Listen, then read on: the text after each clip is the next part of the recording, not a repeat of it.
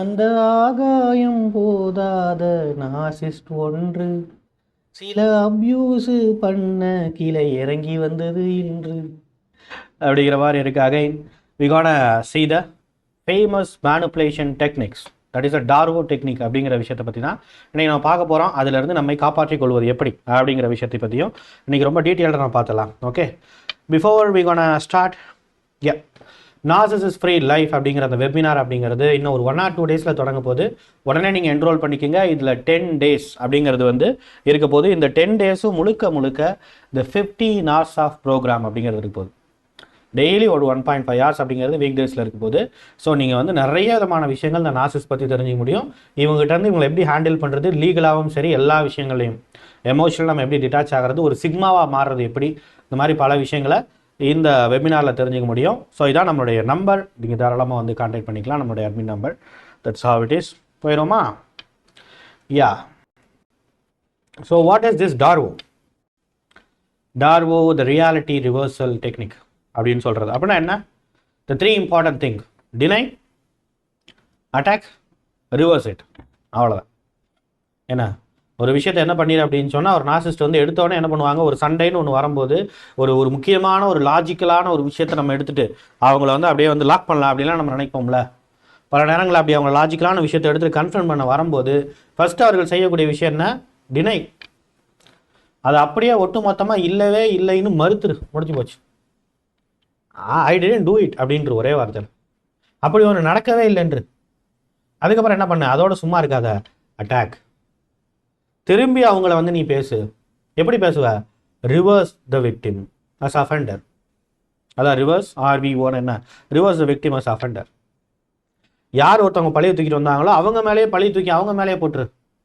நீ ஒரு victim role play பண்ணிட்டு அவங்கள அஃபெண்டராக வந்து கிளைம் பண்ணு. இதுதான் ரொம்ப சிம்பிள். இப்படிங்கிற மாதிரியான டெக்னிக் தான் இது. எமோஷனலி எப்படியெல்லாம் நமக்கு பாதிப்பு ஏற்படுத்தும், இதை பற்றி இன்னும் டீட்டெயிலாக நம்ம பார்க்கலாம். So this is how the narcissist flip the truth, the psychological trap. Yes, எப்படி ஒரு உண்மையை வந்து இதுகளால் மட்டும்தான் வந்து அப்படியே மாற்றி பேச முடியும். இவ்வளவு வந்து ஒரு பயங்கரமான ஒரு ஆளை வந்து நம்ம பார்த்துருக்கவே முடியாது. சூப்பரில் அப்படியே ட்விஸ்ட் பண்ணிடுறது. அந்த ஃப்ளிப்பிங் த ட்ரூத் மாதிரி தான். அந்த ட்ரூத்தை அப்படியே மாற்றிடுறது. நம்ம ஒரு கடத்துக்கு மேலே நம்மளே திணறிடுவோம். என்ன சொல்ல வந்தோம், நம்ம கரெக்டாக தான் நம்ம பேசுகிறோமா, இவங்களுக்கு புரிகிற மாதிரி தான் பேசுகிறோமா இல்லையா, நம்மளே திணறிடுவோங்கிற அளவுக்கு அது அப்படியே அந்த ட்ரூத்தை வந்து அப்படியே ஃப்ளிப் பண்ணுறது. Okay okay yeah. How it's been the manipulators defence. எப்படி இவங்க டிஃபெண்ட் பண்ணுறாங்க? டினை தேர் ராங் டூயிங். அவர்கள் என்ன தவறு செஞ்சாலும் அது தப்பே கிடையாது. இங்கே பல நேரங்களில் நம்ம வந்து பல பேர்லாம் அந்த beginners, narcissist they are not for beginners அப்படிங்கிற மாதிரி இருக்கும். பிகினர்ஸ்லாம் என்ன தப்பு செய்கிறாங்க அப்படின்னு சொன்னால், எடுத்தோடனே ஒரு நார்சிஸ்ட்டை வந்து ஒரு டாக்ஸிக் பர்சன் ஹேண்டில் பண்ண ஆரம்பிக்கிறாங்க. நார்சிஸ்ட் அவங்கள ஹேண்டில் பண்ண ஆரம்பிக்கும் போது ஃபஸ்ட்டு நமக்கு வரக்கூடிய டவுட்டுங்கிறது, ஒருவேளை அவங்க தெரியாமல் அதை செய்கிறாங்களோ, அவங்களுக்கு புரியல போல் நம்ம சொல்கிறது, அது சரியாக அவங்களுக்கு வந்து அதை எடுத்துக்க முடியல போல், அதை சரியாக அவங்க அண்டர்ஸ்டாண்ட் பண்ணிக்க முடியல போல், ஒருவேளை நமக்கு தான் அந்த கம்யூனிகேஷன் கேப் இருக்குது போல், நமக்கு சரியாக அந்த விஷயத்த சொல்ல முடியல, நாம் ஒன்று சொல்ல அவங்க ஒன்று புரிஞ்சுக்கிறாங்க, அது வந்து எப்படியோ இதாகிடுச்சு போல் அப்படிங்கிற மாதிரி நமக்கு வந்து தோணும். சில நேரம் அவங்க மேலே பரிதாபப்பட ஆரம்பிப்போம். அவங்களுக்கு ஏதோ பிரச்சனை இருக்கும் போல், ஏன்னா அவங்களுக்கு ஏதோ ப்ரெஷர் இருக்குது, அவங்களுக்கு ஏதோ டிப்ரெஷன் இருக்குது, அவங்க சைல்ட்ஹுட்லலாம் அஃபெக்ட் ஆகிருக்கிறாங்க. என் மாமியார் என்னை இவ்வளோ குடும்பப்படுத்துதுன்னா அது வந்து அவங்கள குடும்பப்படுத்தாமல் இருந்திருக்குமா, பயங்கரமாக குடும்பப்படுத்திருக்கும். என்னுடைய மாமனார் வந்து எவ்வளோ குடும்பப்படுத்தியிருப்பார், அவங்கள குடும்பப்படுத்தாமல் இருப்பாங்களா? அப்போ அதனால இது மாதிரி ஆயிருக்குமோ, இப்படி எப்படின்னு சொல்லிட்டு நம்ம வந்து பயங்கரமாக கன்ஃபியூஸ் ஆகும். we need to understand one thing. Narcissist எது செய்தாலும் அவங்க ரொம்ப ரொம்ப கான்சியஸாக தான் அதை செய்கிறார்கள். அதில் எந்த மாற்றமும் இருக்காது. அதை எப்படி நம்ம சொல்கிறோம்? ஒரு நேச்சர் பாருங்களேன். இப்போ நம்மளே வந்து ஒரு விஷயத்த தெரியாமல் புரிஞ்சுக்காமல் பேசுகிறோம்னு வச்சுக்கலாம். நம்ம என்ன பேசுவோம்?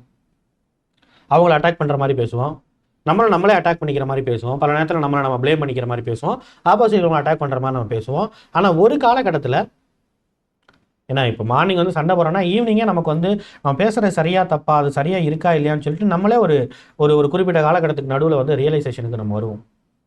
ஆனால் இவங்க இத்தனை வருஷம் ஆகியும் ஒரே விஷயத்த ரொம்ப எக்ஸாக்டாக, ஏன்னா அவசரப்படுறவங்க வந்து இப்படி இவ்வளோ எக்ஸாக்டாக ரொம்ப கரெக்டாக ரொம்ப கம்போஸ்டாக செய்வாங்க. அதை எப்படி அவசரப்படுறவங்களால செய்ய முடியும்? ஆன்சைடியில் இருக்கவங்க என்ன பண்ணுவாங்க? படபடன்னு தானே எல்லாத்தையும் செய்வாங்க. கரெக்டாக எக்ஸாக்டாக எப்படி கால்குலேட் பண்ணி யோசித்து கரெக்டாக அந்த வார்த்தையை பயன்படுத்த முடியும்? கரெக்டாக அந்த டெக்னிக் நம்ம நம்ம என்ன சொன்னால் அழுவோமோ, நம்ம என்ன சொன்னால் வந்து நம்ம வந்து பயங்கரமாக அப்யூஸ்டாக நம்ம வந்து ஃபீல் பண்ணுவோமோ, அந்த விஷயத்தை எக்ஸாக்டாக எப்படி சொல்ல முடியும்? இது ஒரு பிளானிங் இல்லாமல், ஒரு ப்ரீ மெடிடேட்டடாக இல்லாமல் அவங்களால சொல்ல முடியுமா? This is what we need to understand. அப்போது அவங்க செய்யக்கூடிய விஷயங்களை எல்லாத்தையும் வந்து ரொம்ப கான்ஷியஸாக தான் அவங்க செய்கிறாங்கிறத நம்ம புரிஞ்சுக்கணும். Okay, deny they are wrong doing. அந்த விஷயத்தை எல்லாத்தையும் செஞ்சுட்டு ரொம்ப கான்ஷியஸாக தான் அதை வந்து டினை பண்ணுறாங்க அப்படிங்கிறத நம்ம தெரிஞ்சுக்கணும். அப்போ செய்கிறதும் அவங்க தான் ரொம்ப கான்ஷியஸாக செய்கிறாங்க, அதை மறுக்கிறதையும் வந்து ரொம்ப கான்ஷியஸாகவே அவங்க செய்கிறாங்க. This is the matter. And attack your credibility. அடுத்த கட்டமாக என்னது? டைரெக்டாக உங்களுடைய கிரெடிபிலிட்டி இருக்குல்ல, உங்களுக்கு ஒரு நல்ல பெயர்னு சொல்லிட்டு யாருக்காவது இருக்கும்ல, நமக்கு நம்ம மேலே சில நல்ல பேர் இருக்கும்ல, அதை முதல்ல அவங்க அட்டாக் பண்ணுவாங்க.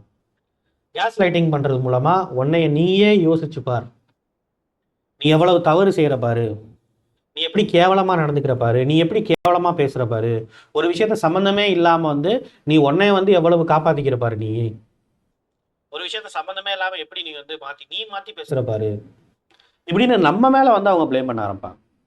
இப்படி ப்ளேம் பண்ண ஆரம்பிக்கும் போது நமக்கு மேலே இருக்கக்கூடிய நம்மளுடைய நம்பிக்கையே நம்ம வந்து கொஸ்டின் பண்ண ஆரம்பிப்போம். நம்மளுடைய கிரெடிபிலிட்டிங்கிறது நம்மளே நம்ம அதை அட்டாக் பண்ணிக்க ஆரம்பிப்போம். அவங்க டைரெக்டாக இந்த விஷயங்களை செய்வாங்க. அண்ட் ஸ்மேர் கேம்பெயின் மூலமாகவும் எல்லாத்துக்கிட்டையும் போய் இவங்க எப்படி இருக்காங்க பாரு, இப்படி இருக்காங்க அப்படி இருக்காங்கன்னு சொல்லிட்டு ஒரு பெரிய ஸ்டோரியை வந்து நரேட் பண்ணி போதா குறைக்கும் நம்ம ஆல்ரெடி டவுட்டில் இருப்போம். அப்போ அவங்கெல்லாம் வந்து நம்மளை வந்து இப்படிலாம் பேசும்போது அப்போ ஒட்டு மொத்தமாக நம்ம மேலே தான் தப்பு இருக்குங்கிற மாதிரியான ஒரு முடிவுக்கே நம்ம வந்துடுவோம். Right. Reverse the victim as offender. நாம தான் இங்கே அபியூஸ் ஆகிருக்கோம், நமக்கு தான் எல்லா வழிகளும், நான் தான் பல விஷயத்தை இழந்திருக்கோம், நாம தான் நம்மளுடைய ஃபேமிலி மெம்பரை இழந்திருக்கோம், விச் மீன்ஸ் அவங்ககிட்ட இருக்க கான்டாக்டை நம்ம இழந்திருக்கோம், நாம தான் நம்மளுடைய ஃப்ரெண்ட்ஸ் இழந்திருக்கோம், இவங்களால வந்து நாம தான் நம்மளுடைய வேலையை கூட சில நேரங்கள் இழந்திருப்போம், வேலையில் கான்சன்ட்ரேஷனை நம்ம இழந்திருப்போம். எல்லா விதமான இழப்பு நம்ம மேலே தான் இருக்குது, நமக்கு தான் அந்த இழப்புகள் எல்லாம் ஏற்படுது. ஆனால் இங்கே யாருக்கு விக்டிம்ங்கிற பேர் கிடைக்குது? அவங்களுக்கு கிடைக்குது. அப்போ நம்ம யார்? எல்லாத்தையும் இழந்த நாம தான் அஃபெண்டர். ஏன்னா நம்ம தான் அபியூசரா, நாம தான் மேனிபுலேட் பண்ணுறோமா, நாம தான் எல்லாத்தையும் பண்ணுறோமா, நம்ம தான் நாசிஸ்டான். ஒரு நாசிஸ்ட் எப்படி எல்லா விதமான விஷயத்தையும் இழப்பாங்க? நான் இழந்துட்டு உட்காந்துருக்கேன், எப்படி நடக்குது? அப்போ இப்படி வந்து மாற்றி அவர்கள் சொல்வார்கள். Clear? How they rewrite the reality. Rewrite the reality. நடந்ததுங்கிறது வேற, இவங்க அதை அப்படியே வந்து எப்படி மாற்றி பேசுவாங்க, எப்படி மாற்றி அந்த ஒரு விஷயங்களை பண்ணுறாங்க அப்படின்னு சொன்னால், the first thing, turn your pain into the accusation. Very very important. உங்களுடைய வழியவே வந்து என்ன பண்ணுவாங்க, உங்களுக்கு அகைன்ஸ்டாக திருப்பி நீ வந்து நடிக்கிறேன்னு சொல்லுவாங்க. நீ இந்த வழியை வச்சு நீ வழி ஏற்பட, உனக்கு வழி இருக்கிறமா, நீ நடிச்சு என்ன பண்ணுற, என்னை மேனுப்புலேட் பண்ணுறமாங்க நம்மளையே. நம்ம வழியில் வந்து பயங்கரமாக துடிச்சிக்கிட்டு இருப்போம், நம்ம பயங்கரமாக கஷ்டப்பட்டுக்கிட்டு இருப்போம். ஆனால் அதுதான், அதனால தான் நம்ம சொல்கிறோம் ஒரு சாதாரண மனிதர்கள் இல்லை, இவர்கள் ஒரு மனநோயாளிகள். ஏன்னா நம்மளுடைய வழியை பார்த்து யாராவது ஒருத்தவங்க சிரிப்பாங்களா? நம்ம மேலே எவ்வளவோ கோவம் இருக்கக்கூடிய ஒரு கெட்டவங்களாக கூட இருக்கட்டுமே, அவங்க அந்த ஒரு எமர்ஜென்சி நேரத்தில் யாராவது ஒருத்தவங்க என்ன பண்ணுவாங்க, இப்படி பார்த்து நீ வந்து சாவணும், நீ வந்து பரவாயில்ல, உனக்கு என்ன ஆனாலும் பரவாயில்லன்னு யாராவது நினைப்பாங்களா? பிறந்த குழந்தை, சரி நம்ம 1000 பண்ணியிருக்கட்டும், ரைட்டு, பிறந்த குழந்தை மேலே வந்து ஒரு வெஞ்சன்ஸ் வச்சுருப்பாங்களா? இவங்களும் தானே அந்த பிறக்கிறதுக்கு காரணமாக இருந்திருக்காங்க, இவங்க தான் பெற்றிருப்பாங்க, எல்லாம் பண்ணியிருப்பாங்க. தன்னுடைய குழந்தை மேலே யாராவது ஒருத்தவங்க இவ்வளவு விரோதத்தை அந்த குழந்தை எதுவும் பண்ணலேனாலும் கூட காட்டுவார்களானா? இவர்கள் காட்டுவார்கள். அதுதான் இவர்கள் மனநோயாளிகள் சொல்கிறது இல்லையா? சைக்கோ கூட வந்து வெளியில் வந்து ஈஸியாக எல்லாத்துக்கிட்டையும் ஒரே மாதிரி நடந்துப்பா, அவங்கள வந்து ஈஸியாக ரிவீல் பண்ணிடலாம். ஆனால் இவர்கள்லாம் எப்படிப்பட்டவங்க, நம்மக்கிட்ட வேற மாதிரி நடந்துக்கிட்டு வெளியில் வேற மாதிரி நடந்துக்கிறது, அப்படியே ஒரு நல்லவங்க வேஷம் போட்டு தப்பிக்கிறது. அதனால் சைக்கோவை விட வந்து இவங்க வந்து ஒரு படி மேலேங்கிறதா இங்கே நம்ம யோசிக்கணும். Narcissist, right? Make you defend your innocent. This is what we need to understand. ஒரு கடத்துக்கு மேலே நாம் என்ன ஆயிடுவோம்னா, நம்மளே ரொம்ப டிஃபென்சிவாக மாறிடுவோம். நம்மளோட இன்னசென்ஸை நாம் வந்து நம்ம இன்னசென்ட் மூலமாக நம்ம ரொம்ப அப்பாவித்தனமாக இருந்து நாம் சில தவறுகள் செய்வோம்ல. அவங்க கத்துறாங்க, பல விதமான விஷயங்கள் பேசுகிறாங்கன்னா, ஒரு 15 வார்த்தை அவங்க பேசுகிறாங்கன்னு வச்சுக்கோங்க, நாம் ஒரு வார்த்தை பேச மாட்டோமா? ஒரு வார்த்தை அப்படி இல்லைன்னு நம்ம சொன்னாலோ, இல்லை நீங்கள் அப்படி நினச்சிக்கிறீங்க அப்படிங்கிற மாதிரி ஏதாவது சொன்னாலோ, ஒன்றா அந்த விஷயத்த வேணான்னு நம்ம வந்து டினை பண்ணாலோ, இல்லை அது மாதிரிலாம் கிடையாது அப்படின்னு டினை பண்ணால், இல்லை அவங்க ஆப்போசிட்டில் இருக்கவங்கள நீங்கள் ஏன் இப்படி யோசிக்கிறீங்கன்னா அவங்கள வந்து நம்ம அட்டாக் பண்ணுற மாதிரி பேசினா உடனே அதை என்ன பண்ணிடுவாங்கன்னு சொன்னால், நாம் வந்து ரொம்ப டிஃபென்சிவாக இருக்கக்கூடிய ஒரு ஆள் மாதிரி அவங்க பேச ஆரம்பிச்சிடுவாங்க. நாம் அப்படி சில விஷயங்கள் செய்ய தானே செய்வோம். எல்லா நேரத்திலும் நம்ம கண்ட்ரோலாக இருக்க முடியாதுல்ல. அவங்களுக்கு கோவம் வந்தால் நம்ம கோவம் வரக்கூடாதா? நம்ம என்ன அடிமையாக போகணுமா? கோவம் வரத்தானே செய்யும். அப்போ இந்த கோவத்தை அப்படியே நமக்கு எதிராக வந்து நமக்கு திருப்பி நம்மளையே அவங்க டிஃபெண்ட் பண்ண வைப்பாங்க. எப்படி பாருங்க, இந்த கோவத்தை வந்து அவங்க நியாயப்படுத்துகிறாங்க பாருங்க, நம்ம அடுத்தவங்க கிட்ட வாதாடுவாங்க. எப்படி நியாயப்படுத்துகிறாங்க பாருங்க. இவங்க பேசினது சரியா? அந்த நேரத்தில் அவங்க அப்படி பேசலாமா? அது என்னை எடுத்து அப்படி பேசலாமா? என்னை வந்து இப்படி அவங்க அட்டாக் பண்ணலாமா? அவங்க அட்டாக் பண்ணியிருக்காங்க பாருங்க, அதையும் அவங்க டிஃபென்சிவாக பேசுகிறாங்க பாருங்க, நம்மளை கிளைம் பண்ணுவாங்க. அப்போ அதுக்கு முன்னாடி நடந்தது எல்லாம், அதுக்கு முன்னாடி நீ 15 வார்த்தை பேசுனது, அதுக்கு முன்னாடி 3 மணி நேரம் உட்காந்து பேசுனது, அதுக்கு முன்னாடி உன் குடும்பம் என்னை அப்யூஸ் பண்ணது, அதுக்கு முன்னாடி யாரோ ஒருத்தவங்களை வச்சு நீ ட்ரையாங்குலேஷன் விளாண்டு நீ பலவிதமான அப்யூஸ் என்ன பண்ணது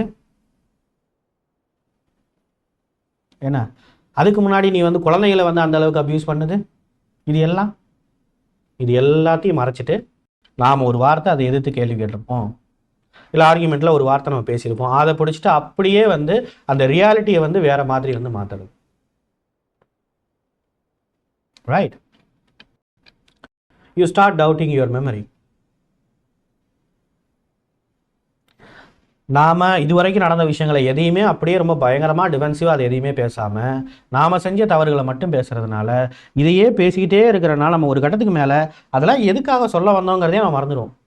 ஏன்னா இவங்க இன்றைக்கி நடந்ததை பேசினா பரவாயில்ல, நாளைக்கு நம்ம ஞாபகம் வச்சுருப்போம். 3 வருஷத்துக்கு முன்னாடி நாம் செஞ்ச விஷயத்தை இன்றைக்கி எடுத்து பேசினா நம்ம என்ன ஞாபகம் வச்சுருப்போம்? இவங்க பேசுவாங்க, இவர்கள் அப்படித்தான் பேசுவார். This is what we need to understand. Right? Then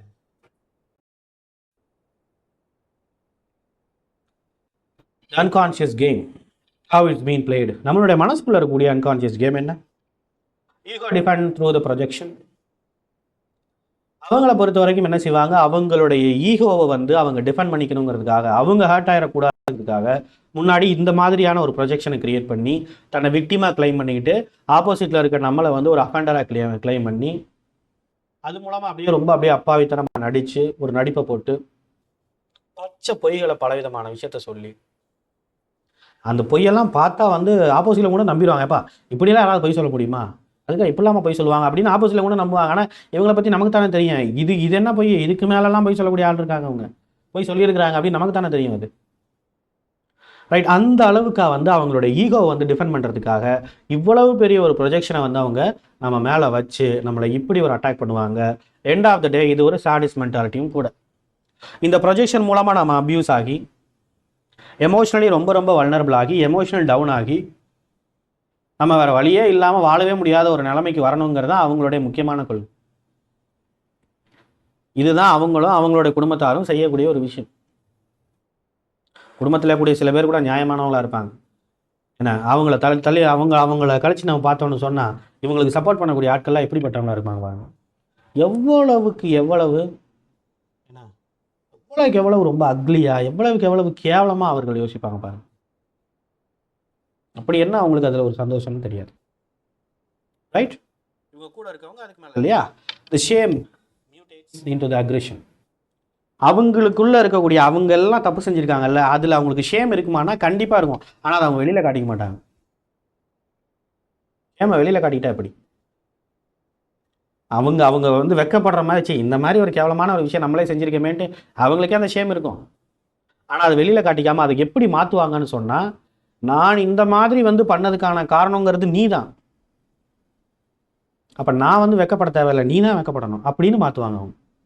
அது அப்படியே ஒரு அக்ரெஷனாக மாதிரி கொண்டு வந்து இந்த விஷயத்தை எல்லாத்தையும் தன்னுடைய கோபத்தால் அப்படியே மாற்றி கடைசியில் நம்மளை வந்து ஒத்துக்க வச்சு நம்மளை ஒரு பலியாடாக மாற்றுறது, நம்மளை ஒரு ஸ்கேப் கோடாக மாற்றுறது அப்படிங்கிறது தான் இவங்களுடைய முக்கியமான லட்சியம் இல்லையா? This is a matter. Survivor absorbs guilt. கடைசியில் நம்ம கிடைக்கிறது என்ன? கில்ட்டு தான். நாம் தப்பே செய்யாமல் ஏன்னா எந்த விதமான தப்பு நம்ம செய்யலை. நம்ம சில இடங்களில் நம்ம ரியாக்ட் பண்ணியிருக்கோம், பல இடங்களில் நம்ம ரியாக்டே பண்ணாமல் இப்படி தான் பல விஷயங்கள் பிரச்சனை வரும்னு சொல்லிட்டு நம்ம அமைதியாக போயிருக்கோம். அப்படி அமைதியாக போனாலும் நம்ம ரியாக்ட் பண்ணது ஒரு குத்தம்னு சொல்லிட்டு நம்மளை வந்து குற்ற உணர்ச்சியாக கில்ட்டாக வந்து ஃபீல் பண்ண வைக்கக்கூடிய கடைசியில் அதுதான் வந்து நடக்கும். இப்படி தான் அன்கான்ஷியஸாக நம்ம வந்து பயங்கரமாக பாதிக்கப்பட்டோம். இப்படி தான் இதை நம்ம ட்ராமா அப்படின்னு நம்ம சொல்கிறோம். This is the matter, right?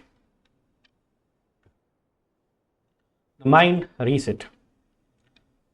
S, இதை எப்படி நம்ம ஹேண்டில் பண்ணுறது அப்படிங்கிறது தான் இன்றைக்கி நம்ம பார்க்க வேண்டியது. இதுதான் ரொம்ப ரொம்ப முக்கியமானது இல்லையா? The first thing, stop arguing for the truth. யார் ஒருத்தவங்களுக்கு நல்லா உண்மை எதுங்கிறது தெரிஞ்சாலும் அது அப்படியே நடக்காத மாதிரியே அப்படியே பேசுகிறாங்களோ, இவங்களும் இவங்க கூட சார்ந்தவங்களும் அப்படி தானே பேசுகிறாங்க. அப்போ நம்ம என்ன பண்ணிக்கணும்? இது அவங்களுக்கு புரியல போல் நம்ம எடுத்து சொல்லலாம், இந்த வழியில் எடுத்து சொல்லலாம், அந்த வழியில் எடுத்து சொல்லலாம், அமைதியாக பேசி பார்க்கலாம், இல்லை சத்தம் போட்டு பேசி பார்க்கலாம், இல்லை யாரையாவது கூட்டிகிட்டு வந்து வச்சு பஞ்சாயத்து பண்ணுவோம், இந்த நியாயம் என்னங்கிறத நம்ம கேட்போம். இதெல்லாம் வேஸ்ட். ஒரு நார்சிஸ்ட் நீங்கள் நியாயத்தை எதிர்பார்த்தீங்கன்னு சொன்னால் நம்மளை விட அப்பாவிகள் வேறு யாரும் கிடையாது. It's a sign of dependency. நாம் அவங்கள டிபெண்ட் பண்ணியிருக்கோன்னு அர்த்தம். இவ்வளவு நடந்ததுக்கு அப்புறமும் லாஜிக்கலாக யோசிச்சு பார்க்கும்போது அவங்க எல்லாம் தெரிஞ்சு தான் செஞ்சுருக்காங்க அப்படின்னு நமக்கு தெரிஞ்சதுக்கு அப்புறமும் நம்ம அவங்கக்கிட்ட போய் நியாயத்தை எதிர்பார்த்தோம்னா, நியாயமாக நடந்துக்கிறவங்க வந்து நியாயம் தர்மங்கள்லாம் தெரிஞ்சவங்க வந்து ஏன் இவ்வளோ விஷயங்களை பண்ணியிருக்க போகிறாங்க? முதல்ல யாரும் அப்படி பண்ணுவாங்களா? This is what we need to understand. So we should stop arguing for the truth. அப்போ நம்ம என்ன செய்யணும்? அமைதியாக இருக்கணுமா? ஆமாம், அமைதியாக தான் இருக்கணும். இவங்ககிட்ட நம்ம எந்த விதமான விஷயத்தையும் பேசக்கூடாது. பேசுகிறனால எந்த பிரயோஜனமும் கிடையாது. Silent treatment is a best way. அப்போ எங்கே பேசணும்? எல்லாரும் இருக்கிற அந்த ஒரு சபையில் நம்ம பேசணும். கூப்பிட்டு வருவாங்கல்ல, அதை கூப்பிட்றேன், அவங்கள கூப்பிட்றேன், இவங்களை கூப்பிட்றேன்னு சொல்லிட்டு நம்ம அவங்ககிட்டலாம் பேசக்கூடாது. கூப்பிட்றீங்களா, எல்லாத்தையும் கூப்பிடுங்க.